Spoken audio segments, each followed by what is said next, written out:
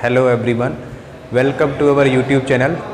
तो आज हम उसी चैप्टर में आगे बढ़ते हैं। आज हमारा अगला जो फाइलम है वो है आर्थ्रोपोडा। आर्थ्रोपोडा के बारे में हम ज़रा बात करेंगे। तो आर्थो का मतलब होता है जॉइंटेड, आर्थो का मतलब होता है जॉइंटेड और पोडा का मतलब होता है फीट। तो इस संघ में वो जंतु आएंगे, वो जानवर आएंगे जिनके पैर जुड़े हुए होते हैं। तो कहने का मतलब ये हुआ कि जॉइंटेड लेग्स के जितने भी ऑर्गेनिज्म हैं जिनके पैर जोड़े में होते हैं, जुड़े हुए होते हैं, वो सब के सब आर्थ्रोपोडा संघ के अंतर्गत आते हैं। तो यहाँ मैंने लिखा भी हुआ है, आर्थ्रोपोडा का मतलब है संघित उपांग वाले जीव। उपांग का ही मतलब पैर से है, ठीक है, पैर कह सकते हैं आप। दूसरी खास बात क्या है इस संघ की, यह संघ सबसे बड़ा संघ है। सबसे बड़ा संघ का मतलब है कि इस संघ के अंतर्गत सबसे अधिक प्राणी आते हैं, ठीक है। तो अब देखते हैं इनका स्थान आवास क्या होता है। ये लवणीय जल में भी पाए जा सकते हैं, समुद्र में भी पाए जा सकते हैं, अलवणीय जल ताजे पानी में भी पाए जा सकते हैं, स्थलीय जमीन पे भी पाए जा सकते हैं संघ के प्राणी, वायवीय हवा में भी पाए जा सकते हैं, पेड़ों पर भी पाए जा सकते हैं, पत्थरों में भी, चट्टानों में भी पाए जा सकते हैं, और ये परजीवी भी हो सकते हैं, ठीक है, परजीवी भी हो सकते हैं या फिर मुक्त भी हो सकते हैं, ठीक है। चलिए देखते हैं इनके लक्षण को देखते हैं। सबसे पहला लक्षण है आर्थ्रोपोडा संघ का कि इनका शरीर जो होता है वो 3 भागों में बटा हुआ होता है। खंडित शरीर होता है 3 भागों में, सिर, वक्ष और उदर। मतलब सिर में सिर, हेड, चेस्ट एंड स्टमक, इन 3 भागों में बटा हुआ होता है। और सखंड होता है, इनमें भी खंड पाए जाते हैं। सखंड होता है, मैंने कल बताया था, सखंडित का मतलब क्या होता है, रिंग जैसा होता है, ठीक है। इनके पैर सखंड होते हैं। कहने का मतलब क्या हुआ, इनके पैर जुड़े हुए होते हैं, जो मैंने आपको पहले ही बता दिया। और हर एक खंड में 2-2 जोड़ी पैर पाए जाते हैं, ठीक है। जैसे मान लीजिए आपने देखा होगा, तितली को देखा होगा या फिर मक्खी को देखा होगा, इनके जितने खंड होते हैं उतने ही जोड़ी पैर होते हैं। 3 खंड हैं तो इनके 6 पैर होंगे, ठीक है। 4 खंड शरीर में तो 8 पैर होंगे। इस तरीके से पैर होते हैं।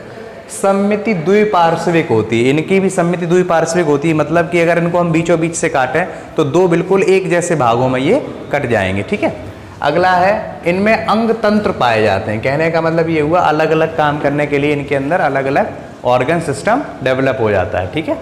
अगला, परिसंचरण तंत्र खुला होता है। कहने का मतलब ये हुआ कि इनके अंदर परिसंचरण तंत्र, रक्त ले जाने वाला तंत्र तो होता है, लेकिन वो किसी नस वगैरह में नहीं बहता, वो पूरे तरीके से बॉडी में ओपन सर्कुलेटरी सिस्टम होता है, खुला हुआ रक्त संचरण होता है। बाह्य कंकाल काइटन युक्त, जो इनका बाहरी कंकाल होता है, इनके शरीर का जो बाहरी कंकाल होता है वो काइटिन युक्त होता है एवं सखंडित होता है। मतलब टुकड़ों में विभाजित होता है और काइटिन से ढका हुआ होता है।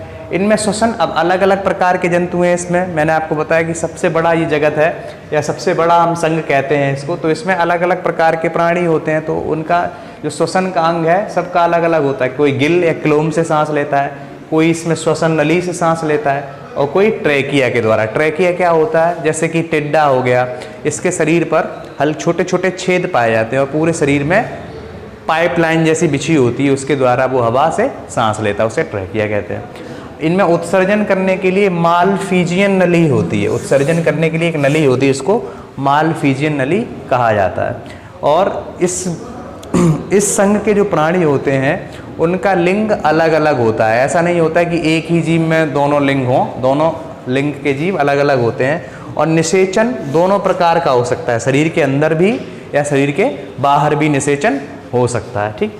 इसी प्रकार इनका जो सिर होता है, सिर पर एक जोड़ी संयुक्त नेत्र पाए जाते हैं। इस वर्ग के जो प्राणी होते हैं, इस संघ के जो प्राणी होते हैं, उनके सिर पर एक जोड़ी नेत्र, संयुक्त नेत्र पाए जाते हैं, ठीक है।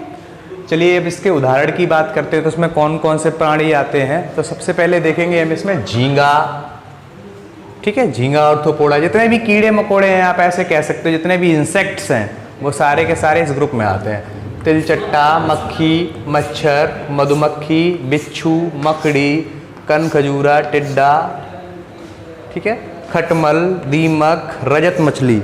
ध्यान रखेंगे ये एक मछली नहीं है वास्तविक में, रजत मछली कोई मछली नहीं है, एक इंसेक्ट है। ये पूछा गया है कंपटीशन में कि निम्न में से कौन सी वास्तविक मछली नहीं है, तो रजत मछली आप ध्यान रखेंगे मछली नहीं होती है। ऐसे ही केकड़ा, रेशम का कीड़ा और तितलियाँ जितनी भी होती हैं वो सारी की सारे आर्थ्रोपोडा ग्रुप में आती हैं। हम सिंपली लैंग्वेज में कहें तो जितने भी इंसेक्ट्स हम जो कॉमन लैंग्वेज में कहते हैं वो सारे के सारे आर्थ्रोपोडा ग्रुप में आते हैं, ठीक है। अब आप कमेंट में इन सब के साइंटिफिक नेम लिखेंगे तो आपको मक्खी का, मधुमक्खी का, मकड़ी का और टिड्डा का साइंटिफिक नेम आपको कमेंट बॉक्स में टाइप करना है। फिर से बता रहा हूँ कि इसका मक्खी का, मधुमक्खी का, मकड़ी का और टिड्डा का साइंटिफिक नेम आप कमेंट बॉक्स में लिखेंगे। ओके, अगला संघ है हमारा मोलस्का। मोलस्का वर्ड का जो शाब्दिक अर्थ होता है, इसका मतलब होता है सॉफ्ट स्किन। मोलस्कस, मोलस्कस का मतलब होता है सॉफ्ट स्किन, मुलायम शरीर वाले। तो कहने का मतलब ये हुआ मोलस्का संघ में जितने भी जंतु आते हैं वो नरम देह वाले होते हैं, बहुत ही सॉफ्ट बॉडी वाले होते हैं और उनके ऊपर एक कवच चढ़ा होता है, खोल चढ़ा होता है जिसके अंदर वो अपने आप को पैक करके रखते हैं। ठीक है, तो ये मुख्यतः लवणीय जल या समुद्री जल में पाए जाते हैं मुख्यतः, और कुछ ताजे जल में भी पाए जाते हैं और कुछ ज़मीनों के साथ ज़मीन पे भी पाए जाते हैं, पत्थरों वगैरह में चिपके हुए भी पाए जाते हैं। तो इनके गुणों की बात करते हैं। सबसे पहला गुण है इनका शरीर मुलायम और कोमल होता है। आपसे यही क्वेश्चन पूछा जाता है कि सबसे मुलायम और कोमल शरीर वाले जंतु किस वर्ग, किस संघ में पाए जाते हैं, तो आपका आंसर होना चाहिए मोलस्का। ठीक है, इनमें भी सम्मित द्विपार्श्विक होती है, मतलब काटेंगे अगर बीच से तो दो एक जैसे भाग में बट जाएंगे। अगला है बाह्य त्वचा सख्त चूनेदार कवच से ढकी होती है, मतलब कैल्शियम कार्बोनेट के खोल से इनकी बाहरी त्वचा ढकी हुई होती है। श्वसन गिल या कंकतक्लोम द्वारा होता है। कुछ में गिल होते हैं श्वसन के लिए, कुछ में कंकतक्लोम द्वारा श्वसन किया जाता है। नेक्स्ट है रक्त रंगहीन होता है। इनका जो ब्लड होता है उसमें कोई भी रंग नहीं पाया जाता है। परिसंचरण तंत्र खुला होता है। इनका जो ब्लड वेस्कुलर सिस्टम होता है वो ओपन होता है, कोई भी नसें नहीं पाई जाती हैं। उत्सर्जन वृक्क द्वारा होता है और इनका जो उत्सर्जन होता है अपनी बॉडी से जो एक्सक्रीशन करते हैं वो किडनी द्वारा या वृक्क द्वारा किया जाता है। ये एक लिंगी होते हैं, इनमें एक ही लिंग पाया जाता है और लैंगिक प्रजनन करते हैं। पाचन तंत्र, परिसंचरण तंत्र, तंत्रिका तंत्र एवं उत्सर्जन तंत्र विकसित होता है। इनमें सारे तंत्र विकसित होते हैं। ठीक है, प्रचलन के लिए एक मांसल पाद पाया जाता है। चलने फिरने के लिए इनके पास एक मस्कुलर फीट होता है, उसी की मदद से ये चलते फिरते हैं। चला देखते हैं इनके कॉमन एग्जाम्पल कौन कौन से हैं। तो सबसे पहला इसका एग्जाम्पल है वो है घोंगा, स्नेल जिसको कहते हैं। ये दुनिया का सबसे स्लो चलने वाला जीव भी होता है घोंगा। घोंगा को पायला एप्पल स्नेल भी कहा जाता है। इसके बाद अगला है डोरिस।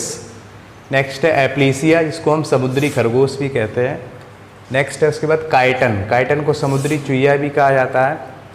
इसके बाद अगला है सीपिया, सीपिया को हम कैटल फिश भी कहते हैं। नेक्स्ट है ऑक्टोपस, ऑक्टोपस को श्रृंगमीन या डेविल फिश भी कहा जाता है। ठीक है, इसके 8 पैर होते हैं। यूनियो, इसके बाद नेक्स्ट इसका एग्जांपल है यूनियो। तो ये था आपका संघ मोलस्का। ठीक है, तो सबसे इम्पॉर्टेंट पॉइंट जो है इसका आप ये ध्यान रखेंगे, इनका शरीर मुलायम और कोमल होता है, सबसे इम्पॉर्टेंट पॉइंट है इस मोलस्का का। ठीक, और इसके एग्जाम्पल आप ज़रूर ध्यान रखेंगे। ठीक है, इस वीडियो में इतना ही, नेक्स्ट अगले वीडियो में। Thank you.